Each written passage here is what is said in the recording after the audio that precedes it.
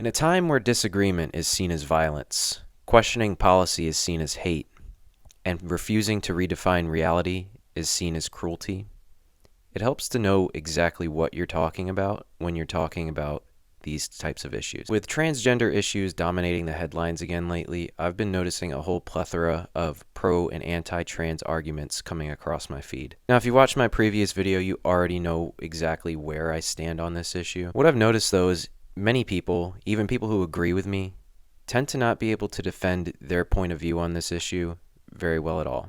They can't really articulate the best talking points, and they don't have a very strong defense against pro-trans arguments. So today I want to walk through several common pro-trans arguments, and I want to debunk them. Number one, trans women are women.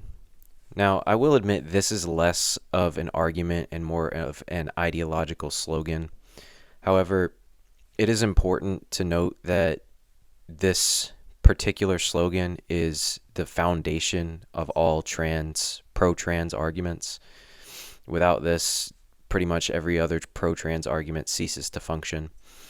This is their thesis statement, if you will, so I'm going to treat it as an argument. But let me start with the question, what is a woman? A definition like anyone who identifies as a woman is a circular definition, and it doesn't work. Now, that's not to say we don't have certain circular definitions within society. Certain things are self-referential, such as religious beliefs or even nationality. But something as important as the category of woman cannot be defined by self-referential means. So to say a woman is anybody who identifies as a woman is a circular definition, and in law, medicine, and even in society, it becomes basically meaningless. Another common definition that I've seen floating around the internet, specifically Facebook and YouTube, is an adult human whose gender identity aligns with their own personal schema of the female sex. Now, this actually sounds a lot more like a coherent definition, but let's put on our thinking caps for a minute. All right, now that we have our thinking caps on, I think we can all see that that definition has two inherently serious problems. First, it collapses the separation between gender and sex, which pro-trans theory has them separate for a reason. You know, I've learned pretty much in all my studies that if you are pro-trans, gender and sex are two completely separate things. So it collapses them back together. The second is that it reduces woman to be a category of projection. If womanhood is based on a schema, then whose schema counts? How do we define that? How do we measure that? If a man, for example, defines woman primarily in terms of femininity, then he could logically exclude gender nonconforming women and butch lesbians, for example, from the category of woman altogether, which obviously becomes very dangerous and very discriminatory if said man is able to write laws or put said things into practice. More importantly, we don't govern society based on personal identity schemas. If someone were to identify as a non-human animal, that doesn't make them exempt from human laws. Identity alone cannot override the law when material reality and personal safety are at risk. Now, some people may pivot by saying, maybe not biologically, but trans women are socially women. And even if I granted that socially, which I'm not saying I do, but even if I did for sake of argument, that still doesn't justify unrestricted access to women's spaces. Sex-segregated spaces such as locker rooms, sports, shelters, prisons even, are made for bodies, not identities. Bodies are the only thing that are relevant in those spaces. They're not sites of identity affirmation. They're sites for privacy based around anatomy and safety. Trans people have high suicide rates without affirmation. Now, you're not going to hear a rebuttal to this exactly because it is true. Trans people do have high suicide rates without affirmation. So the real question here is not whether or not that's true. It is. But the real question is, how far do we take that affirmation? Where do we draw the line? And whether or not affirmation is the best and only form of treatment out there. Now, I'm not going to sit here and lie to you and say that there are no social aspects towards biological sex and gender. There are. It's very evident in the way that we interact with each other. If you sit a man and a woman in a room together, they're going to interact differently than two men sitting in a room together or two women sitting in a room together. That's just how it is. So if someone socially wants to be treated like a woman, then they must present as a woman. That includes how they dress, how they behave, and just general interactions with the public. In everyday life, people often respond better to presentation. But again, that still doesn't grant automatic access to sex-segregated spaces. These spaces, as I said before, are not identity-based spaces. They are anatomy-based spaces. They are for bodies. They are not for identity. We don't base them on comfort. We base them on reality. If I'm a man with trauma-based anxiety surrounding other men, then that doesn't grant me access to single-sex spaces for women. My mental health, even if it's neurologically real, does not override sex-based boundaries and sex-based spaces. I have to accommodate myself, seek therapy, or avoid these situations altogether. Furthermore, many studies based on the affirmation treatment model rely on short-term results and heavy self-reporting. They also greatly suffer from survivorship bias.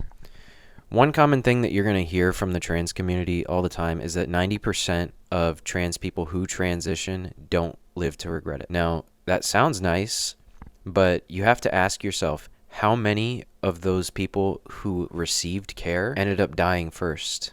You can't ask them if they regret it or not because they're not here anymore. History specifically gives us reason for caution on this issue. Lobotomies were once considered mainstream treatment models. Freudian psychology was once considered to be settled science. Things, especially in the psychology field, have been wrong before, egregiously wrong. So a little bit of caution, especially when it comes to treatment models for these types of things, is not only a good thing to have, but I would say that it's even necessary to have. So questioning affirmation is not cruelty. It's responsibility. It is our responsibility. Number 3, trans athletes have no physical advantage. If trans women have no advantage in sports, then we need a plausible explanation as to why trans women who have competed in the biological male category and underperformed often overperform and dominate single-sex female sports. Leah, formerly Will Thomas, is a clear example of this. The idea that Leah trained harder after affirmation and that's why they were able to dominate in the category of female sports is honestly a ludicrous idea. What about the affirmation allowed them to train harder? It seems like a pretty clear biological advantage to me. But let's say for sake of argument, we set strength aside. I grant you that premise that trans women do not have a strength advantage over biological women in sports. Male puberty creates long-lasting effects.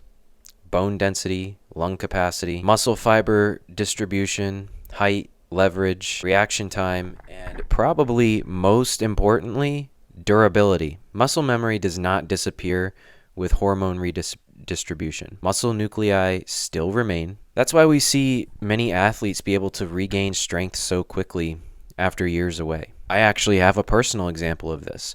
I stepped away from the gym and bodybuilding for over a year. I'm still relatively new into bodybuilding, but I stepped away for over a year and my muscles atrophied. And within 3 months, I was able to get back not only what I had before, but more. This isn't theoretical. We've seen this happen so many times before where trans athletes dominate women's sports and even hurt women. There's a case out there, which I'm not sure the exact case. I might post it in the description below or post it here. But there's a case of a trans athlete, volleyball player, spiking a ball so hard into a female athlete's face that it basically shattered her face. That, along with concussions and just severe physical mismatches, seem to disprove the point. But even if, for sake of argument, I granted all of this stuff, I granted you everything that you've said up until this point, it still doesn't matter. These are sex-segregated sports. Sex-segregated, not identity-segregated. Men's sports are already open category. You can compete in men's sports no matter your sex. Women have and do compete in men's sports. Not on a national level for sure, but on high school levels, middle school levels even, we see women, girls compete with men and boys that are around their age. Women's sports specifically exist to protect female athletes. Female athletes. This also ensures fair competition under Title IX. So I guess the real question here is, why must trans women compete in female-based sports? Why does that have to be? It seems to me that the only reason is to override the protections that women fought for so many years for. Number 4, sex isn't binary / there are 3 sexes. I debated on whether or not to put this in the video or not. This argument is entirely a bad faith argument, and it is predicated on a gotcha.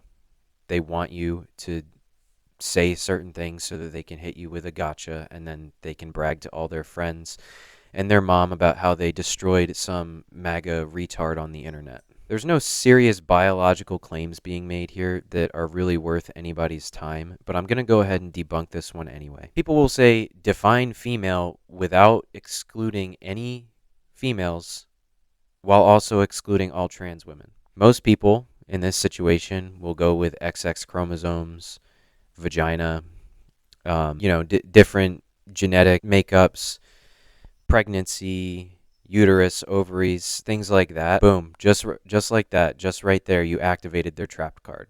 Sorry to disappoint you, Yugi. Huh? You triggered my trap card!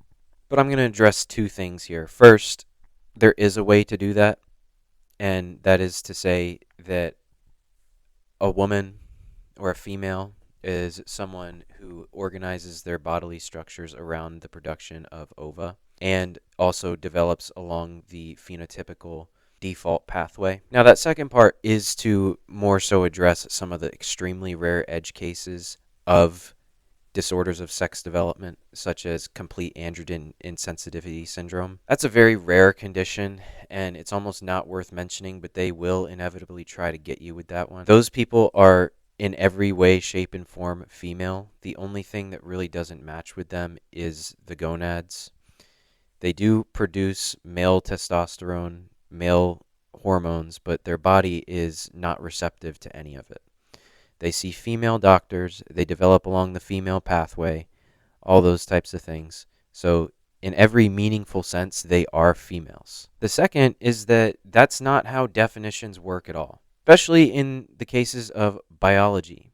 Biological classifications do not work like that. Definitions don't need to account for every single edge case. In fact, they shouldn't, because we need to make generalizations about what a category of person represents. Without the generalizations, we don't know if something went wrong. So if we were to say a female is someone who typically has the ability to get pregnant or typically has ovaries or produces ova, then we aren't able to see what goes wrong if we try to account for every single edge case when it comes to the word female. We wouldn't be able to classify disorders of sexual development at all. Therefore, we would not be able to treat disorders of sexual development at all, because many of these people do end up needing medical intervention in order to live their lives in the way that they want to. Now, something else that is worth a mention is that these cases are specifically just meant to move the goalposts. They're always going to move the goalposts with you no matter what you do. But these cases are specifically meant for that. It's a manipulation, because modern day gender ideology has nothing to do with disorders of sexual development. Absolutely nothing. It is, in majority of cases, somebody who is undoubtedly male or female saying that, no, I am not male or female, I am female or male. But again, even if we granted their premise, and let's say 100%, not 99, let's say 100% of everybody with a disorder of sexual development was completely ambiguous. We had no clue what they were, how to identify them, nothing. That's not the case. Majority of those cases, we can find out what they are. Actually, all of them, pretty much. Even somebody with ovotesticular syndrome, we can find out what developmental pathway they belong on. But let's just grant them that 100% of all these cases are completely ambiguous. It still doesn't matter. It doesn't prove a third sex. Sex biologically is based specifically on gamete production. Whatever gametes you produce or are organized around producing is what you are. If you produce large ones, you're a female. If you produce small ones, you're a male. If there is no third gamete, guess what? There is no third sex. Therefore, intersex conditions do not erase the binary. They completely depend on the binary to have any type of medical function at all. But let's be clear, none of this is to attack trans people. I actually have no real issues there. My main thing is about the safety of real women and real girls. Transgender people are in our society, and they do exist, and just like anybody else, they do deserve respect. We all deserve respect until we prove otherwise. So if these people are respectful to us, then we should be respectful to them.